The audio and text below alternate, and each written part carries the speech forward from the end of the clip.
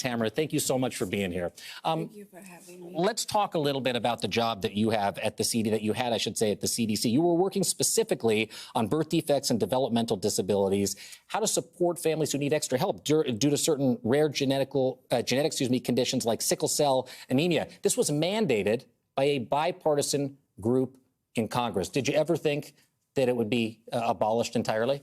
No, I never did. There are 71 million people in this country with a disability. So I truly believe that, I don't want to use the word safe, but I believe that, as you said, because it was a bipartisan group, that everyone understood the importance of the work we did. And we were one of the smallest centers at CDC. And so we focused very heavily on impact because we didn't have a large budget.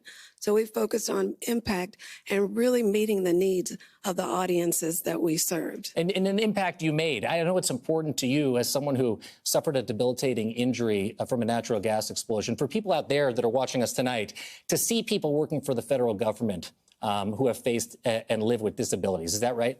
Yes, absolutely. When my accident happened, it was devastating to me.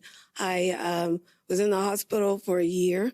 I fought really hard to go back to work because it was always important to me to serve the people of this country. And I think that's one of the things that's really upsetting to me is because I truly believe most federal workers, all federal workers that I've ever known, are in it because we want to serve this country. So I went back to work, and every day was difficult for me from a health perspective, but I did it because of what we do. You know what? And it matters to the American people. Thank you, Tamara. Thank you so much. Everybody give it up for Tamara. Thank you so much. Thank you. Sam, stand up. Sam was a park guide at the National Park Service. Sam, you were at the Roosevelt National Recreation Area in Oregon. You were down at the Jimmy Carter National Historic Park. You served during his funeral. Is that right? Yeah, it was an extreme honor for me. Before being in the Park Service, I'd been a high school history teacher, and like so many park rangers in the Park Service, just in love with the idea of America and our history and our treasures. So it was an honor for me. So from history teacher to Park Service employee, you don't want to quit on public service, do you? No, I truly believe that America is the best country on earth, and I believe the American people deserve to have a country that, supports them and that is available for them, that they deserve to be educated or to see the amazing vistas at the Grand Canyon or Yellowstone. Which is why it's such a shame, unfortunately, that you took a job outside the federal government. Even though they offered for you to be reinstated, it was too late. You think you'll go back ever to the federal government? Well, being a park ranger was my dream job. I sure would love to someday. I wasn't able to because of our specific circumstances. I had to move 6 hours away. I was living in government housing when I got fired, so I had to move. Like I said, it's a dream job, so I'd love to go back someday. Let's get you back in the federal government, okay? Yeah. Sam, thank you so much. Really appreciate you. Before you go, what do you think the park experience could be like for Americans this summer? This is what Americans and people from all over the world like to do for their summer vacations. Yeah, so I would predict that Americans are going to see an impact at their parks. They might not. And if they don't, it's not going to be sustainable. They might see overflowing trash cans and overflowing restrooms.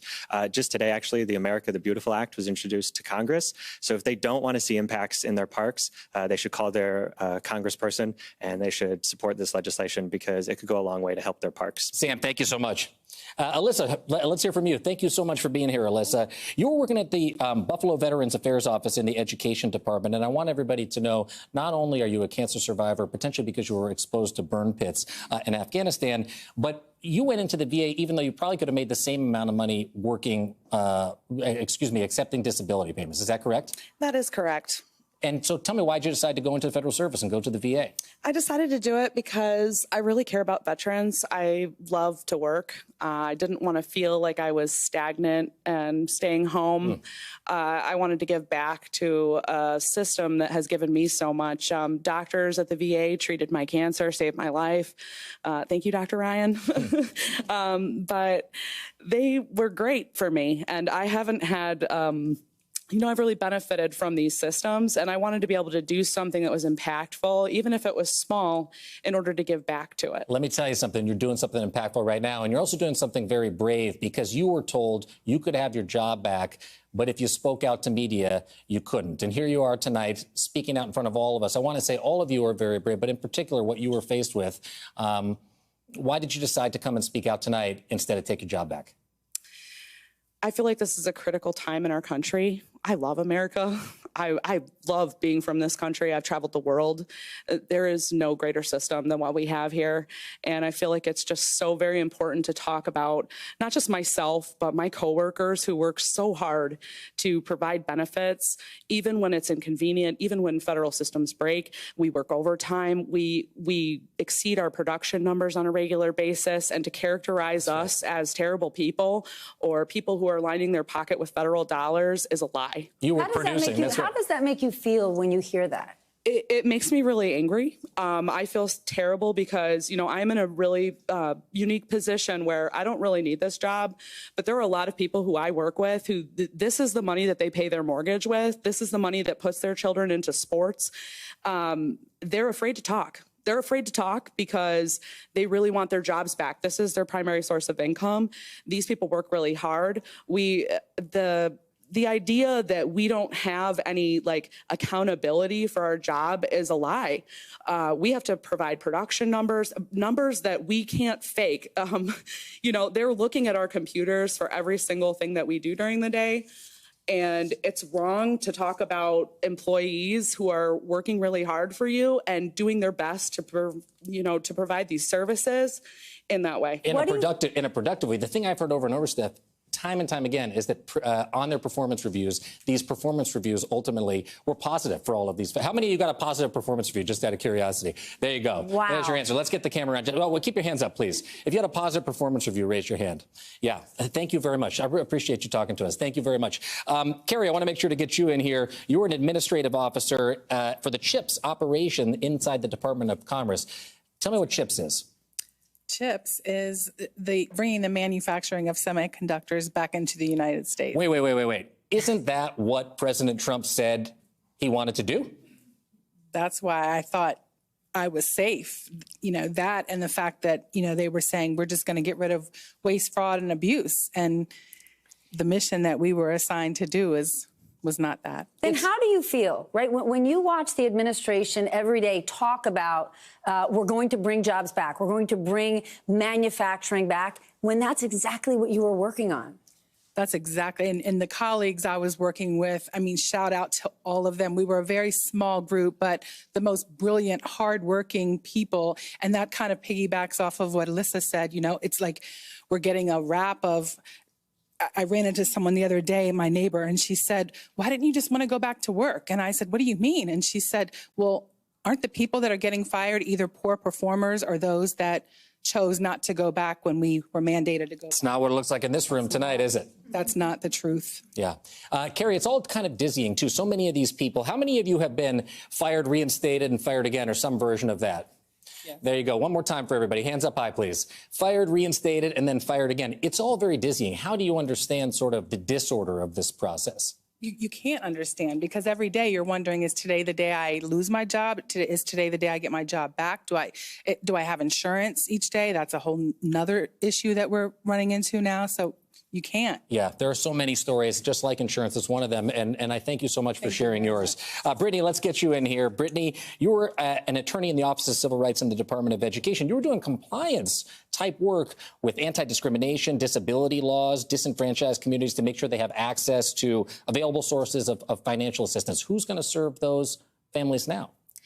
Well, we've lost about 50% of our staff because of these cuts. So I can say for my office, the Office for Civil Rights, we went from having 12 regional offices down to 5. The table, why did he invite them to hang out? No, it turns out he invited them to bully them and belittle them.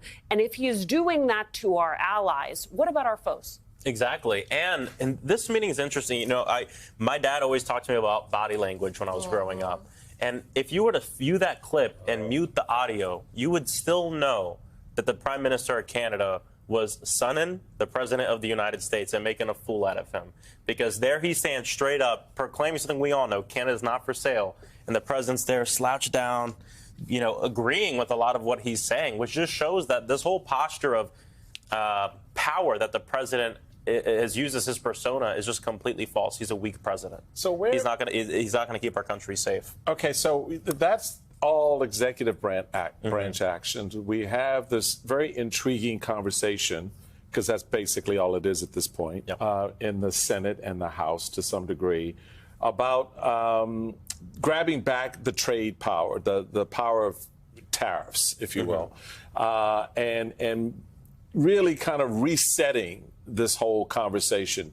Where are things on that front, to the best of your knowledge, and how much energy do you think actually is going to be gained from that will manifest itself in legislation that actually moves and gets passed? There is energy on this right now. I think, unfortunately, as things get worse for people at home, I think there's going to be more and more energy from Republicans on the Hill. There was a Senate vote that happened that we weren't able, that they weren't able to get across the finish line. But I think there's going to be more and more hope around this. But just to take a step back on this too, usually Congress would assert its power here. But the problem is that the Speaker of the House is Donald Trump. He is both the President of the United States and he's running the legislative branch right now. And these folks are fine with ceding all their power to him. And this is part of the problem with the Republican Party right now, is that nobody has a spine to stand up for what they believe in their constituents.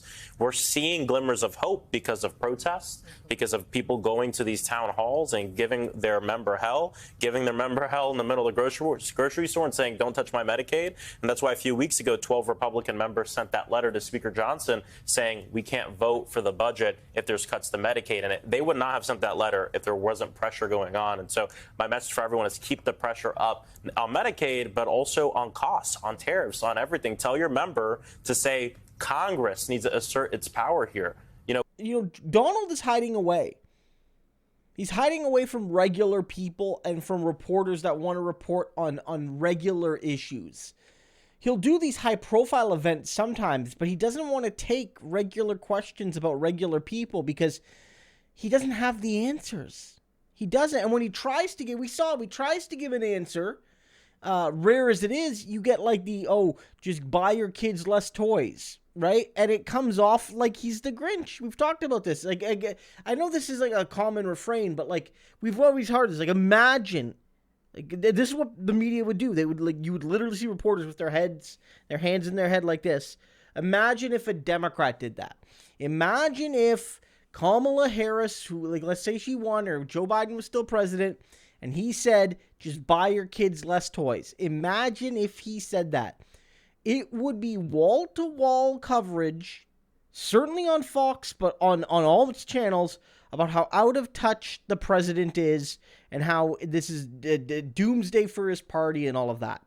Yet with Trump, he sort of just says it, and it's a big deal, but it's not nearly as big of a deal. And I think what this demonstrates is that a lot of regular people are saying, you're ruining lives. And in some cases, they're Trump supporters. In other cases, they aren't. In other cases, maybe they were independents or they're not willing to say, which is every citizen's right. But fundamentally, people are screwed. Trump lied to people. He ran on a platform.